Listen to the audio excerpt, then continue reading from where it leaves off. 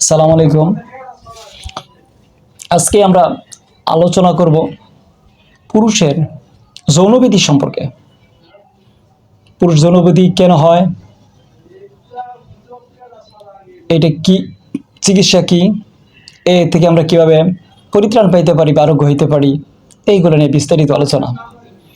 আমি কথা বলছি ডাক্তার মোহাম্মদ আবু হানিফা, BHMS। প্রিয় দর্শকবৃন্দ, কেন এই যৌনরোগগুলি আসে? এই যৌনরোগগুলি আসার কারণ হচ্ছে অতিমাত্রায় রাত্রি জাগরণ, ড্রাগ এডিকশন, মদ্যপান, ঔষধ, বেশি মাত্রায় ঔষধ সেবন, গ্যাস্ট্রিকের ওষুধ সেবন,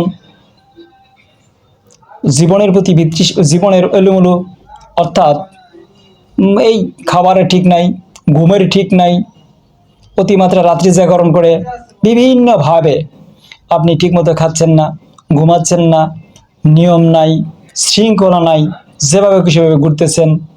এখন এই ঘুরতে ঘুরতে বিভিন্নভাবে আপনি কী করছেন, এই এই শরীরে যে সমস্ত ঘাটতি হচ্ছে, বিশেষ করে পুষ্টির ঘাটতি হচ্ছে, ভিটামিনের ঘাটতি হচ্ছে, হরমোনের ঘাটতি হচ্ছে, এখন অনিয়মিতভাবে আপনি জীবনযাপন করছেন, সেই জন্য এই রোগগুলি পুষ্টিহীনতার কারণে, আপনি ঘাটতির কারণে এইখানে কী হচ্ছে, শেষ পরিশেষ স্নায়বিক দুর্বলতা এসে আপনার যৌন রোগ এসে বর করছে। এখন আমরা আসি, আরও কিছু রোগ আছে, যে সমস্ত যাদের ডায়াবেটিস আছে, আর হৃদরোগে ভুগছেন, যারা কিডনি রোগে ভুগছেন, যারা লিভার ডিজিজে ভুগছেন, যারা রক্তনালী রোগে ভুগছেন, যারা স্নায়বিক বা নার্ভ উইকনেসে ভুগছেন, এবং যারা পারিবারিক অশান্তি, কলহ, দুশ্চিন্তা, মানসিক অশান্তি, ব্যবসায়িক কারণে অশান্তি, হতাশা, ডিপ্রেশনে ভুগছেন, তারাও আবারই এই যৌন রোগে আক্রান্ত হয়ে পড়েছেন। কারণ এই সমস্ত কারণে ডিপ্রেশনে অথবা হতাশাগ্রস্ত হয়ে বিভিন্ন কারণে আস্তে আস্তে আপনার যে শরীরে নার্ভ বা স্নায়ু আছে, এই স্নায়ুগুলি এমন দুর্বল হয়ে বা ভাইটালিটি, দেহের জীবনের যে জীবনী শক্তি আছে, আস্তে আস্তে ক্রমাগত হ্রাস হয়ে শেষ পর্যন্ত আপনি যৌন রোগে আক্রান্ত হচ্ছেন।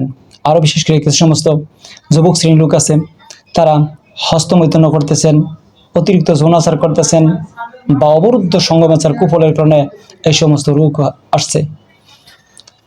এই সমস্ত রোগ এসে বিভিন্নভাবে জটিল থেকে জটিলতর হচ্ছে। শেষ পরিশেষে আমাদের সমাজে বা আমাদের দেশে পারিবারিক কলহ, সংসার ভাঙছে, এবং শেষ পরিণত ফল হচ্ছে সামাজিক এবং পারিবারিক অশান্তি। তাহলে আমরা এ থেকে কিভাবে পরিত্রাণ বা মুক্তি পেতে পারি? আমাদেরকে কিছু নিয়ম শৃঙ্খলা মানতে হবে, এবং তার পাশাপাশি ঔষধ সেবন করতে হবে। শুধুমাত্র ঔষধ নির্ভরশীল করলে হবে না, আবার শুধুমাত্র নিয়ম শৃঙ্খলার উপর নির্ভরশীল করলেও হবে না। তাহলে আমরা কি করতে পারি? আমরা আমাদের যে সমস্ত অভ্যাসগুলি আছে, আমরা যদি মদ্যপান করি, সেগুলো আমরা ত্যাগ করতে হবে। আমরা যারা ড্রাগ এডিকশনে আছি, সেগুলো বাদ দিতে হবে। যেগুলো আমরা ধূমপান করি, আমাদেরকে বাদ দিতে হবে। অতিমাত্রা রাত্রি জাগরণ বাদ দিতে হবে। নিয়মিত ঘুমাতে হবে 6 থেকে 8 ঘন্টা। পরিমিত আপনি সঠিক সময়ে খাবার খেতে হবে, বিশেষ করে পরিপূরক খাবার খেতে হবে, যেমন পুষ্টি সমৃদ্ধ খাবার, ভিটামিন সমৃদ্ধ খাবার, নিয়মিত পানি পান করতে হবে। অর্থাৎ আমার জীবনের যত প্রকারের খারাপ অভ্যাস আছে, সমস্ত খারাপ অভ্যাসগুলি আমার জীবন থেকে বাদ দিতে হবে। তার পাশাপাশি আমি এক কথায় আমার জীবনকে স্বাভাবিক এবং সঠিক নিয়মে পালন করতে হবে। যেমন আমরা ধূমপান করি, অতিমাত্রা চিনি সেবন করলে তাহলে শারীরিক কার্বোহাইড্রেট বেড়ে গিয়ে শারীরিক কি যে নার্ভ উইকনেস হয়ে যায়। বিশেষ করে যদি আমরা ধূমপান করি, বিড়ি, সিগারেট, অ্যালকোহল, মদ্যপান, এই সমস্ত করি, এইগুলোতে আপনার দ্রুত গতিতে নার্ভ উইকনেস হইয়া রোগীগুলি জীবনশক্তি দুর্বল হয়ে একেবারেই মানুষ জীবনশক্তি দুর্বল হয়ে নার্ভ উইকনেসে তাড়াতাড়ি যৌন সমস্যা এসে যায়।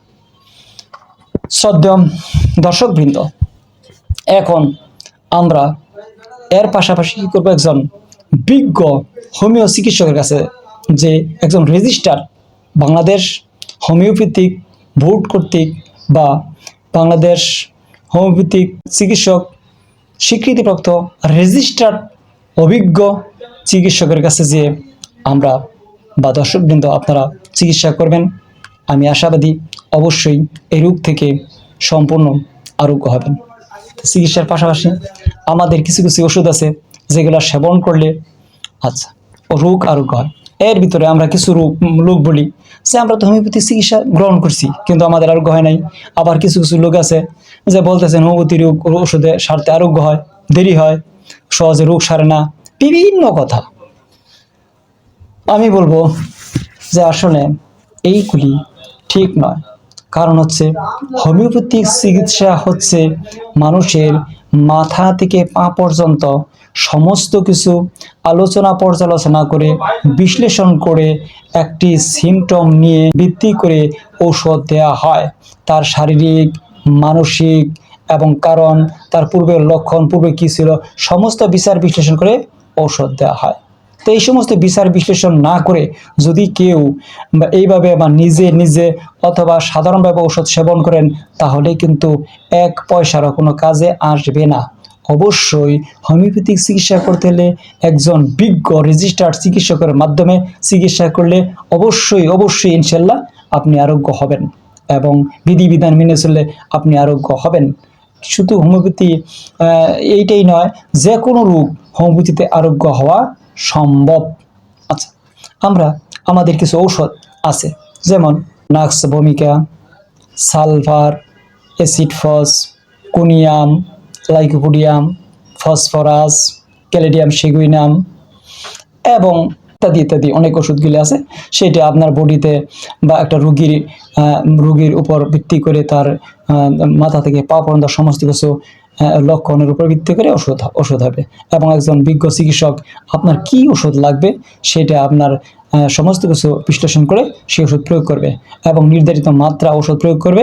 সেই অনুসারে আমরা যদি ওষুধ সেবন করি অবশ্যই অবশ্যই আমরা এই রোগ থেকে পরিত্রাণ পাবো আশা করি ইনশাল্লাহ। আজকে এই পর্যন্তই, কথা হবে প্রিয় দর্শকবৃন্দ আগামী পর্বে। আসসালামু আলাইকুম।